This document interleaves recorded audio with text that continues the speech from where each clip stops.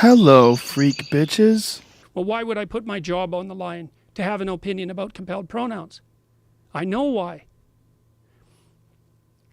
Because the ability to speak your truth is the bulwark against hell. And losing your job? That's nothing. That's nothing compared to where things can go when they go badly. For me, it was just preventative. It's like, this isn't going in a good direction. Well, should you take a risk? It's like, you don't have that choice.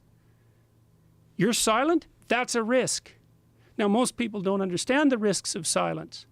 I happen to understand the risks of silence because I've been studying them for 40 years. Is it frustrating for you to get so little support for these actions and for your protests? Well, I wouldn't say that that's what happened. And I don't mean so little support, because you're getting a lot of support Yeah. outside of the university. It's okay. It doesn't matter where the support comes from. Like, I mean, it's disappointing in the same way that it's disappointing for me to say I think the universities now do more harm than good. That's disappointing. But it doesn't, it's not surprising to me. Like, it isn't as if intellectuals are characterized by an intrinsic moral superiority. Oh, they're smart, so they'll leap to the defense of what's right. It's like, no, there's no evidence for that. Intelligence and moral wisdom aren't the same thing. Like, and if you're corrupt and smart, all that makes you is way more treacherous. It doesn't make you less likely to be corrupt. It just makes you much more, you're 50 snakes instead of 2. Or you're 56-headed snakes instead of 2. Like, I've had clients who had very serious personality disorders, who were very intelligent. It's like, that's not necessarily a good thing for them. They're just better at arguing for their pathology to themselves. That is a real problem, where people automatically assume that intelligent people are going to be healthy. Yeah, well, they're healthy in that often they do better in the world, you know, because More their successful. skills are, yes, their Right. skills are more marketable and so on. But there's no evidence that there's any relationship between intelligence and morality. I mean, God, let me tell you a story, man. One time I had this client. This woman was just ruined. She looked like a street person, you know, and she had very dirty clothes, and she was so shy that she couldn't even approach you. She had to shield her eyes from you as if you were emitting light, and she did that to everyone on the street. Like, she was bent over and humble, like a Chinese peasant brought before the emperor, you know. And one of the things I was doing with her in behavior therapy was trying to just get her to present herself in a more normal manner so that people wouldn't shy away from her and, you know, be instantly prejudiced towards her. And she'd come to the behavior therapy clinic, and she wasn't bright, this woman. I think she had only had like a 7th grade education. She was quite intellectually impaired, and she lived with her sick aunt who was schizophrenic and who had a satanically possessed alcoholic boyfriend that was always tormenting my client. She lived in absolute hell. But she had this dog, and she used to take it out and walk the dog all the time. And then she'd actually come to the behavior therapy clinic, partly because of her own problem, but she'd come to this place called the Douglas Hospital, and she'd been an inpatient in the Douglas Hospital. And in the Douglas Hospital, there were these long-term psychiatric clients, and they looked like something out of a Hieronymus Bosch painting or Dante's Inferno. I mean, these people were, this is way worse than One Flew Over the Cuckoo's Nest. These people were seriously destroyed, and they couldn't be let back out on the streets during deinstitutionalization. Like, they were lifers. And she had decided that part of the reason she wanted to come to the hospital was because she had been institutionalized there, and she thought that maybe when she took her dog out for a walk, she could go and get one of those damn inmates and take them out for a walk too. Now, that was a person who was immoral, dumb as a post, just screwed in 50 different directions, nothing going for her. And she had the bloody moral capacity to decide that there was someone worse off than her, and believe me, that wasn't easy to find, and that maybe she could do them some good if the hospital would let her, which they didn't, by the way. Yeah, well, that's the story of the soul. That's not the intellect, that's for sure. So I didn't expect any support from my colleagues. And it isn't that I don't care if I got it, but it's in some sense it's irrelevant. It's irrelevant to me, because my goal was I'm not saying those goddamn pronouns. And the reason I'm not saying them is because they're made up by left-wing ideologues. And I don't like left-wing ideology. I don't like ideology, period. And I know where corruption of speech leads. And I'm not going there.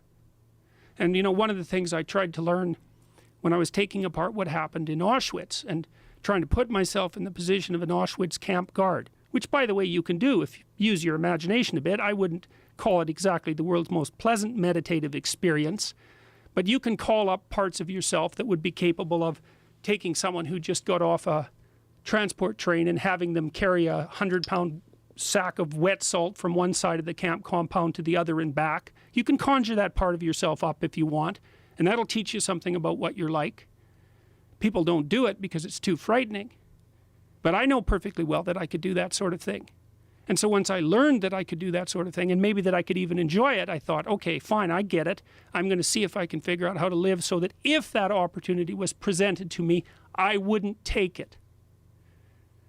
And I think that's the lesson that people need to learn from the 20th century. It's like, that's what human beings did, okay? Well, we're all human, okay? So how is it that we should live so that we don't do that again? Well, part of that is to try to say the truth, no matter what, because the alternative is worse, and it is worse. The truth no matter what, and that is the real problem that you see with being forced into using these made-up pronouns. Yeah, absolutely. It's my language. I'll take responsibility for what I say. I am not saying your words. And being compelled to say your words by law. Well, that makes it, that takes it past the point of absurdity to the point of tyranny in my estimation. And I've seen some criticisms where people are saying, you know, he's talking about this, but really he's grandstanding because no one's doing anything legally. But the potential exists. Oh, that's such rubbish. But that is one of the arguments. Yes, they wouldn't have changed the damn criminal. They put it in the hate speech category and altered the criminal code. It's as simple as that. And then you could say, well, no, we didn't really mean it. It's like, oh, yeah, you did. You really meant it. Two of the social justice warriors that have debated me in the last 2 months accused me directly of hate speech. All I had to do was poke them a tiny bit, and they came right out with it.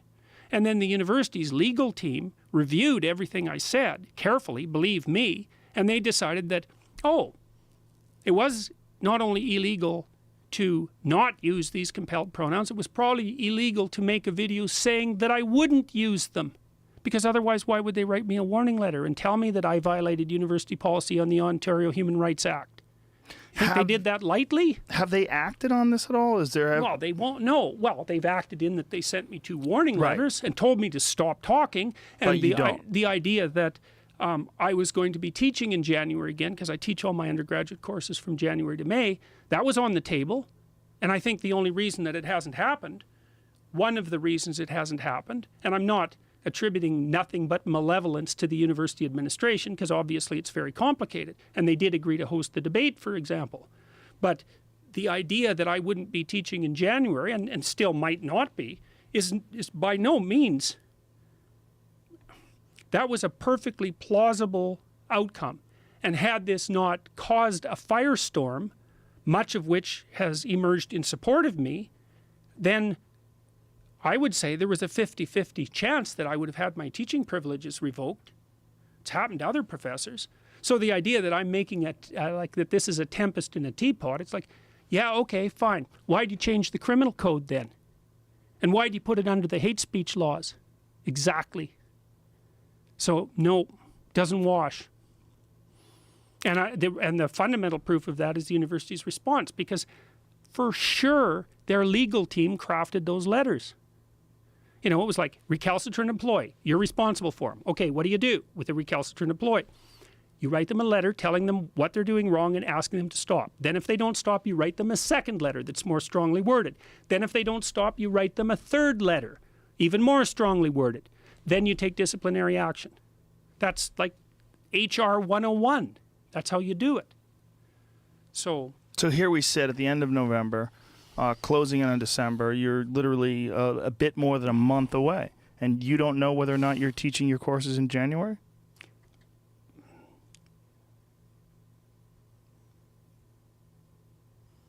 it seems highly probable that I'll be teaching them. I wouldn't say it's certain, but if I'm teaching them, it's because the cost of having me not teach them would now be too high.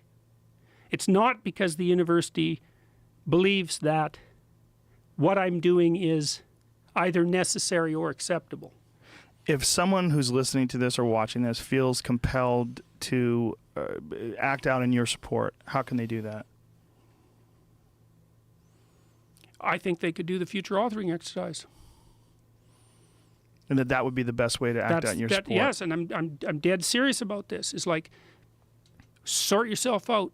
Sort yourself out before you try to figure out the world, and that's the primary objective. Yeah. That's your most important thing that you can do. Yep, sort yourself out. Sort yourself out, and marshal your arguments and put yourself in order so that when someone pushes you a little farther than you should go, you can say no. And you know what's going on now. Yep.